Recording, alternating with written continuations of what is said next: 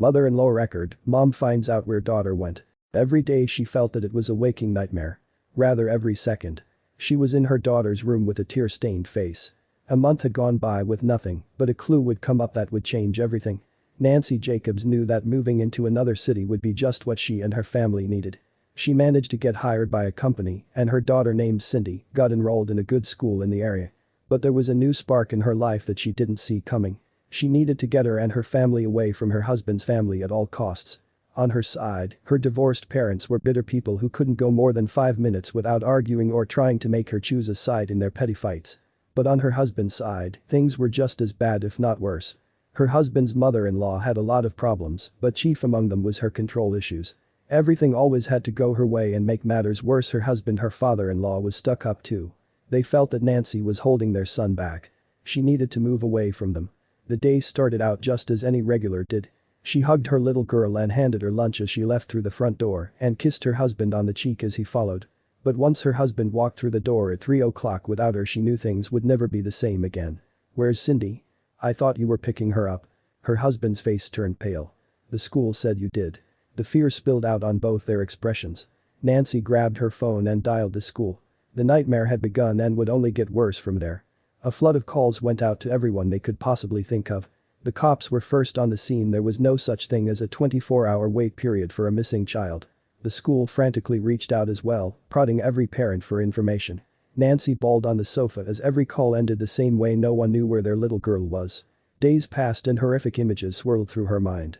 It was every parent's worst dream. Friends would check in now and again, giving sympathy and asking about updates. Their horrible families just blamed Nancy and her husband for being bad parents. Days turned into weeks. And, by the time the 1-month mark came around, she felt like a petrified shell of a woman. It felt like the world was ending. When the phone rang and her mother-in-law's number appeared on the screen, she passed the phone to her husband. She couldn't deal with that woman's lecture today. But as the conversation unfolded, her husband's expression changed. His furrowed brow popped up in surprise. What he said next made her heart beat a mile a minute. "What was that?" "No," in the background. "No, it's not nothing. Do you have her?" Nancy couldn't breathe. The truth finally came out. Nancy gripped her phone for dear life as her husband dared to run as many red lights as possible. The tiny voice on the other end of the phone was enough to make them call the cops. And by the time they arrived and saw the flashing lights and their little girl wrapped in a colorful blanket, they cried with happiness. She was okay. But what had happened? The story unfolded like something out of a movie. Her mother-in-law yelled at the cops, calling them every name under the sun. She sneered how Nancy was an unfit mother and their granddaughter was better off with them anyway. Her father-in-law tried to keep her quiet as he called their lawyer. The mother-in-law had showed up at school and picked up her, somehow circumventing the parent checks the teachers had put in place. Their little Cindy had no idea what was going on. All she knew is that grandma was there to take her for a long visit. The woman's fury was unbridled as she lashed out at Nancy for ruining her son's life and at her son for abandoning his mother. She was a grandmother and had every right to take her granddaughter for visits whenever she wanted. Nancy held her daughter tight and bawled into her husband's arms. The crazy woman had lied right to their faces about their daughter. The cops also discovered she had made a copy of their house key. Apparently, she had even gone as far as to look for new schools for Cindy, ones that were in their old city and where the grandparents lived. This was just the tip of the disturbing iceberg. Through the course of the coming investigation, several troubling details came to light. The first revolved around her father-in-law. His story was that his wife said Cindy would be staying with them for a while because Nancy and her husband just couldn't cope, as if having a child was too much for them and grandma was there to recue them. Nancy watched her husband's face morph from disbelief to utter revulsion. As if the story wasn't bad enough on its own, the fact that his father didn't question the situation whatsoever. In fact, he had uttered a strongly worded "See, I was right." In his mind, it was the first step to freeing his son from benign responsibilities and poor choice of wife he shouldn't have got himself into in the first place. However, it would be at the trail that Nancy and her husband would have to use every ounce of self-control not to sprint across the courtroom and batter the horrible grandparents with the Bible they had sworn on. The pair took the stand in turn, and the horrible drama continued. There were arguments of grandparents' rights that were countered with the fact that no parental consent had been given. They claimed they had been told they could visit any time, which was a blatant lie, and in their minds, it was every allowance to do what they did.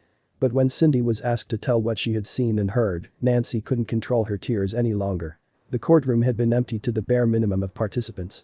Even with the gentle words and coaxing smile from the judge, Cindy sat at the stand looking lost and scared. The questions were simple, but why did Grandma say you had to stay with them would be the final nail in the grandparents' coffin? Cindy's eyes darted around the room and her own tears quickly formed. Grandma said Mom and Dad didn't want me. Nancy slumped into her husband's arms. How could two people be so completely vile? They had kidnapped their child, lied about it right to their faces, and, on top of it all, play emotional games that even an adult would have a hard time enduring. As if things weren't already unbearable, Nancy's parents had shown up and lurked near the back of the courtroom, ready to accuse her of making the worst possible choice in a husband. It seemed the war had extended all the way to the peripherals of the family unit. But what would be the final outcome? Even if the judge didn't give his personal comments on the matter, the look in his eyes spoke volumes. He was as disgusted as Nancy. The sentence came down to satisfying results. Not only would there be jail time for the mother-in-law, but a restraining order for both of them. They sat at the opposite table, fuming. Nancy and her husband took Cindy from the courtroom, still feeling the weight of the events.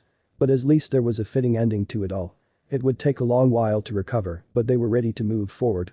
The last matter left to deal with was the school and those that had skimmed over the very clear policy in place. The teacher in question was suspended and the rest of the facility given in-depth reminders of procedure and what could happen if those rules were ignored. But the crazy mother-in-law wouldn't be in jail forever. She would eventually get out and there was no knowing if she would stay away. So, there was one final thing to do. The first was a code word, something that only the three of them knew. And if anyone tried pick up Cindy and didn't know it, she knew to call for help. Next, Nancy went nuts at the electronics store. She set up cameras everywhere. There wasn't an entrance or window that wasn't covered. After the hellish month of thinking the worst had happened, no one could blame the family for making sure it would never happen again.